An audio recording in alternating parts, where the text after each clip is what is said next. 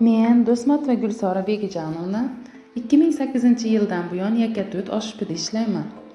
Hozirda Yakkatut oshpida 7 ta tibbiy brigada faoliyat olib boradi. Men bularni 5 va 7 tibbiy brigadalarda doya patronaj lavozimida faoliyat olib boraman. Tasarrufimda 1020 ta tug'ish yoshidagi ayollar bo'lib, 420 tasi qizlar, 82 ta homilador ayollarim bor va men ularga xizmat ko'rsatib kelmoqdaman.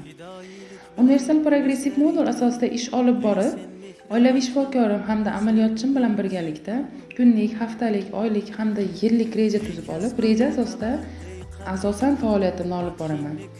Homiladorlarimda asosan universal progressiv modul asosida 3 ta ko'ruv bo'lib, ular 12 haftada, 32 haftada hamda 40 haftadagi ko'ruvlar hisoblanadi. Chilla davridagi ko'ruvlarim esa 3-5 kunda, 15 kunlikda hamda 1 oylik ko'ruvlar o'tkazib turaman. Chilla davridagi ayollarga ko'krak sutining mohiyatini tushuntirib beraman hamda har hafta ayollar maktabi tashkil qilganman. Shu ayollar maktabida men ayollarim bilan, qizlarim bilan suhbat olib boraman.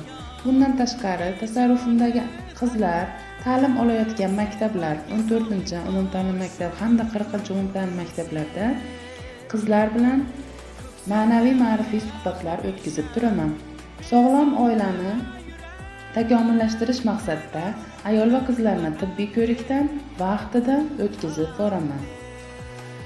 Ayol bu taqdir, ayol bu millatning taqdiri desak mubolag'a bo'lmaydi. Hamma narsa ayolning avvalo baxtiga bog'liq hisoblanadi. Ayol avvalo oilada o'z baxtini topishi kerak, e'zoz ko'rishi kerak.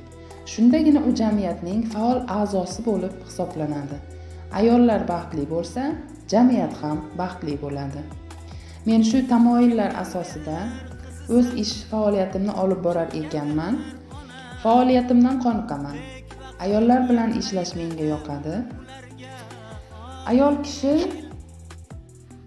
eng baxtli ayol bo'lishi uchun unga nima kerak? Unga ozgina e'tibor kerak. Va ayollarimiz sog'lom bo'lishi kerak. Ona va bola sog'lom bo'lgan yurtda millat ham sog'lom bo'ladi. Ayol millatning chirog'i. Ayolning eng birinchi va muhim fazilati bu beozorlik hamda sog' salomatlik hisoblanadi. Hamisha sog' bo'ling. So'zlarimni quyidagi misralar bilan yakunlamoqchiman. Ayoliga baxt bering, saodat bering. Demang yuribdi-ku kulib, jilmayib. Ayol kulib turib o'lishi mumkin, dunyoni olishi mumkin, jilmayib.